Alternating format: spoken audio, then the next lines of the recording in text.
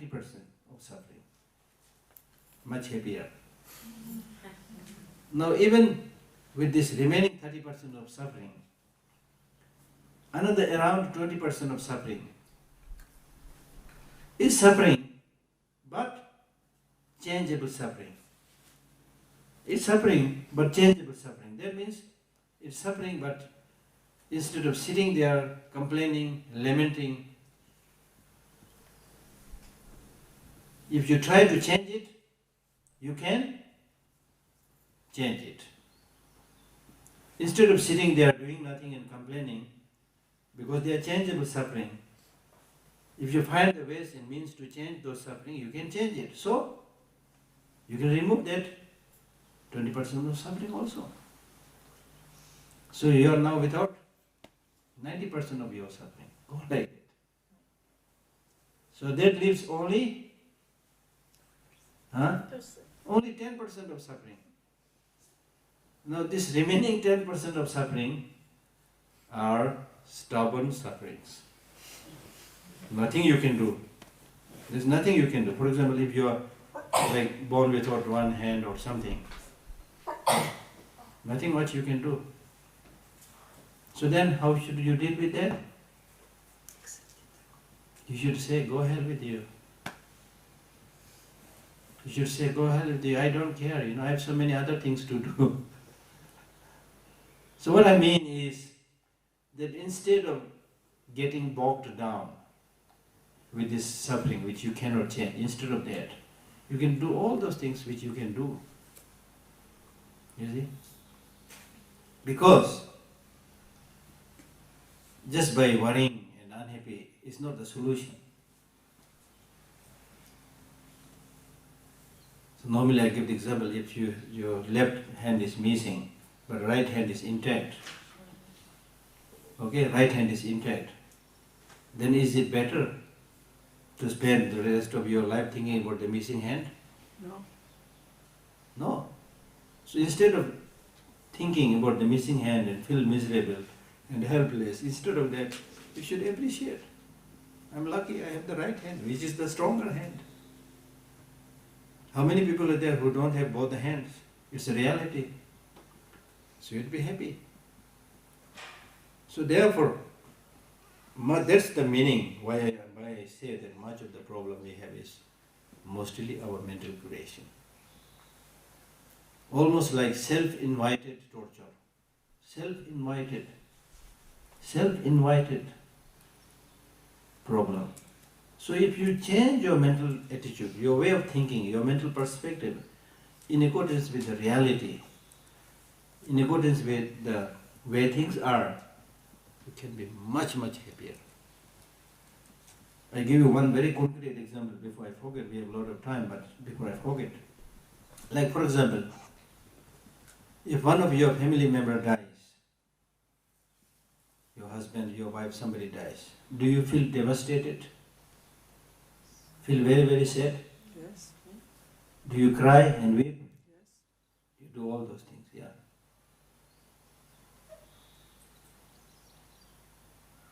At the time of the Buddha, there was a mother who lost her child, only child.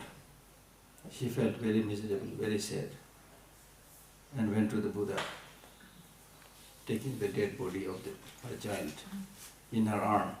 Went to the Buddha, said, look, this is my only child, he passed away, please do something. The Buddha said, don't worry, I will give back his life if you are able to bring just a sesame seed from a family where nobody has died. So she goes from door to door to find that family where nobody has died. But she could not find a family where nobody has died. So she came back in desperation and told the Buddha the situation. The Buddha said, so you understand, it's not just you. Everybody has to go one after another. But we are not able to tolerate those kind of losses because right from the beginning we have this grasping of permanence, that I get married. Then I and my husband will live nicely in this nice building with this nice car. You plan to live forever, which is against the nature. That's what I'm saying. Which is against the nature.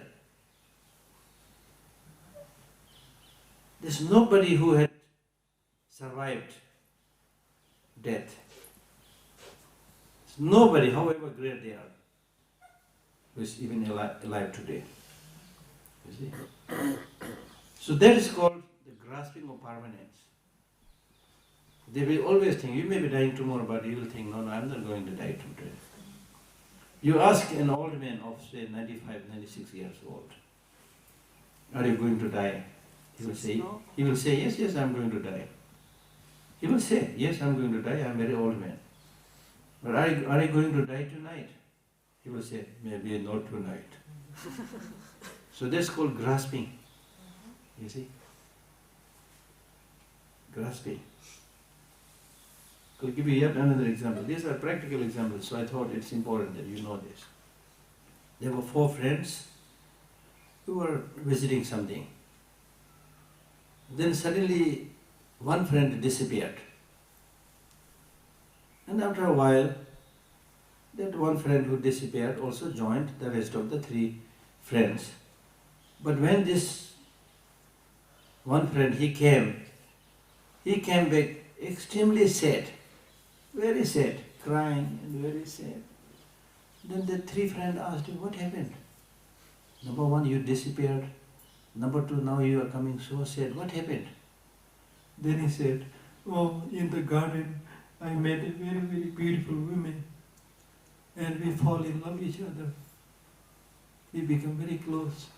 And suddenly she disappeared. Now I can't find her. I am so sad. He was like crying and very sad. Then the 3 friends asked him, do you know her name? No, I don't know. Do you know her family, country, address, any address? No, I don't know. Then the 3 friends said, you are the most stupid person we have ever seen. How can you fall in love with somebody about whom you know nothing? Name, address, nothing. So similar is our marriage. In life you marry somebody, but do you know from where he came from? I mean, of course you know from Israel, this place, that. I'm not talking about that. If you trace the origin from past life, from where he came from, and where he is going. No idea. It's like meeting in the marketplace. It's meeting somebody in the marketplace and then becoming friend, you see.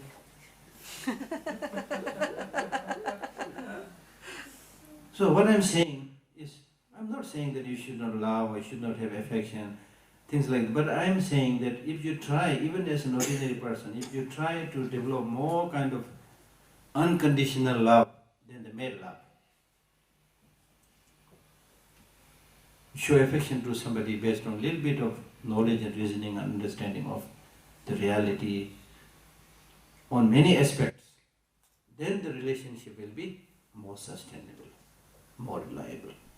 But if you have the made love, made friendship, then first few days, hey, who, honeymoon and all those things. Then after that, slowly you talk less to each other, you know. At the beginning you say, we cannot live separate even for a short while. We have to go together wherever we go. Okay? Then you have honeymoon, so much. Then after the honeymoon, you actually get married. Then you talk less and less. Then you give birth to children, even less then. You see? Am I wrong? I'm not saying anything, I'm not saying marriage is bad or anything like that, but what I'm saying is, in today's world, when relationships are not sustainable, marriages are breaking, you see, people show less and less affection and understanding to each other. We do this because we don't have the bigger picture. We don't have the bigger understanding. We don't know impermanence. We don't know interdependence. You see? Now, for example, if you are somebody who knows impermanence, some people who do not know the meaning of impermanence, they think, oh, impermanence means death and destruction. So Buddhist teaching is very pessimistic. Some people think like that. But if you are somebody who really knows impermanence means change. Change, not necessarily bad, also for good. If you do good things, you can change and become better. If you do bad things, you change and become bad. And also the great blessing that you can get by understanding this law of impermanence. There are many things you can learn from that. For example, I give you one example which I read in a text. If there are 3 criminals who are caught and who are standing in front of us today, 3 criminals, they did something really bad, so therefore they will be killed tonight, executed tonight, capital punishment, tonight at 10 p.m. Okay, so what is time right now? 11:50. So around 11 hours for them to live together. These 3 criminals whose fates have been decided that they will be killed tonight at 10 p.m. So now they have around 11 hours to live together. Only 11 hours to live together. So during this limited time, only 11 hours together, how should they live together? Tell me, how should they live together? Happily. Huh? Happily, in harmony. They should live in harmony. Is it good that they try to engage in corruption? No. Is it good they try to cheat each other? If they do this in front of us, then we will be shocked. And some of you who have more tender heart might even cry and weep. How come these people, they will be killed after 11 hours, but still they are engaging in such a destructive acts towards each other, harming each other. Clear? Are you clear about this? So the sensible thing is that they should console each other, encourage each other, do some prayer, whatever, something good. Clear? We are like these 3 criminals. They will be killed after 11 hours and we will be killed after? Who knows? Maybe after. No, I'm talking about, let us say, if in the case of all of us, I'm sure we'll all be gone after 60 years. We'll all be gone after 60 years. All of us will be gone after 60 years. When I say 60 years, I have already given you a big discount.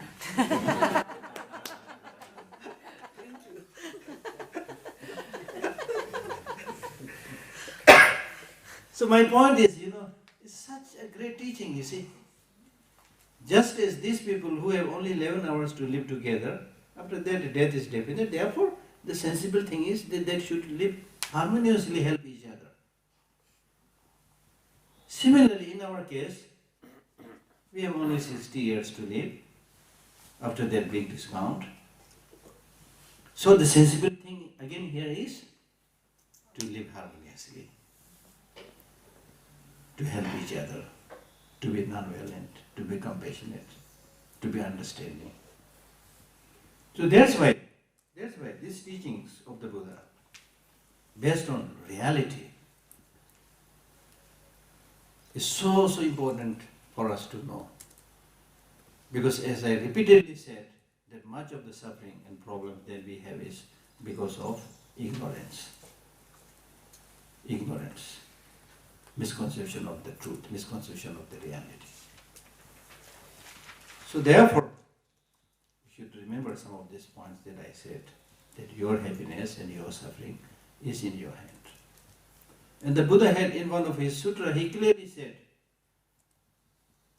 that the Buddhas do not remove the sufferings of sentient beings with his hand. Buddha is very powerful, he is an enlightened being, but Buddhas cannot remove the sufferings of sentient beings with his hand.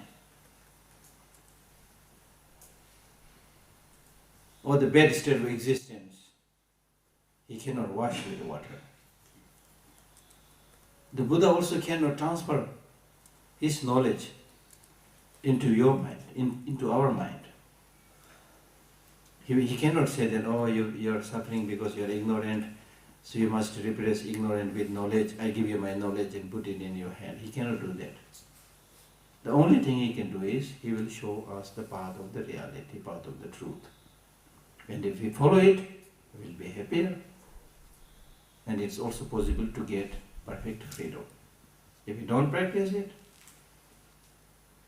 then it's like a sick person who the doctor had diagnosed the sickness and give the medicine. But if you never take the medicine, how can you get cured? Impossible. So therefore, the solution is within us. And the solutions can be found by opening our eye, ear, and see the reality. See the reality. Do not, at the time of the Buddha, the villagers from a village called the Kalamis, one day these villagers came to the Buddha and they said, we are confused. Then Buddha said, why you are confused? They said, we are confused because in our village, one teacher comes, he gives a teaching, saying this is the best teaching, the shortcut teaching, all the good things. Then he goes. Then after some time, another teacher comes, gives slightly different teaching. But he also says this is the best teaching, shortcut teaching, road to success. So practice this. So we get so many such teachers. We are confused, so how should we do? Then the Buddha said, you listen to all the teachings, all the teachers, but use your common sense. Use your common sense. Do not just listen somebody saying something. Do not just follow some hearsay, But use your common sense, use your brain. So that's the thing. To use your brain means to really not follow somebody because he is famous. But you should yourself use your capacity. That's why meditation means to analyze, to find things for yourself. So that's the process. Okay? What? Oh, we finished. Sure, go? Sure, No. okay. We still have few. Okay. Oh, Some questions? Yeah. We're talking about when a baby born, Mm. all he wants is love and affection, Mm. unconditional love and Mm. affection. Mm. And then what happens when we grow up? Do we always seek for this unconditional love and affection, and Mm. this is part of our suffering, looking for this? Exactly. Looking for it but not getting it. So that means that we have the responsibility to talk about this importance of this unconditional love. To gradually bring it in the society, its culture, its religion, you see. So if you have that the most important thing is the care and concern and sense of responsibility for others. For example, you take care about yourself so much. I'm not saying that the way you take care of is wise or intelligent, I'm not saying that, but at least you try your best to take care of yourself. Day and night we work for ourselves. How many times we wash ourselves, how many times we decorate ourselves, how many times we eat food. You try your best to take care of yourself. Okay? But one day somebody comes out of the blue and he says, I have seen you taking care about yourself for the last so many years. Why you are taking so much care about yourself? If somebody comes up with that kind of strange question, what will be your answer?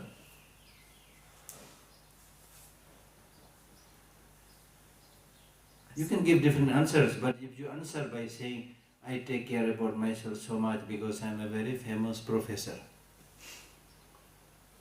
I I take care about myself so much because I am a very handsome man. I take care about myself so much because I am a very rich man.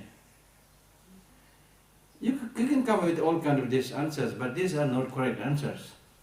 The correct answer is, I take care about myself so much because I want happiness, do not want suffering. It's the correct answer. At the end of the day, that's the correct answer. Therefore, the Buddha says, just as you are taking care about yourself, not with any other reason, but because you want happiness and do not want suffering, similarly, others also want happiness and do not want suffering. Therefore, you should also take care about others. Because you, in terms of your taking care of yourself, you did not have any other reason. The only reason is you want happiness, do not want suffering. So others also want happiness and do not want suffering. Then of course your intelligent mind will say, yeah, that's true, but others will take care of themselves, I'll take care of myself. Who am I to take care of themselves? Then the Buddhist teaching says, no, that attitude is wrong. Because others and you are related, interconnected, dependent upon each other. Therefore you need to take care of others. Simply because they are separate. If you say, I do not have to take care, then your hand should not take care of your leg. Leg and hand are separate, they are different. But when your leg got hurt, hand goes down to heal it, you see, because they are interconnected. Similarly, other sentient beings are like parts of your body. Whether you know them or not them, you may know them, you may not know them. But every facility, everything that you are enjoying comes through the hard work of so many people. And the real source for peace and happiness for everybody is based on this understanding and love towards each other at the end of the day. Okay? So we have a short break. Then after that we will have a lot of time for question and answers.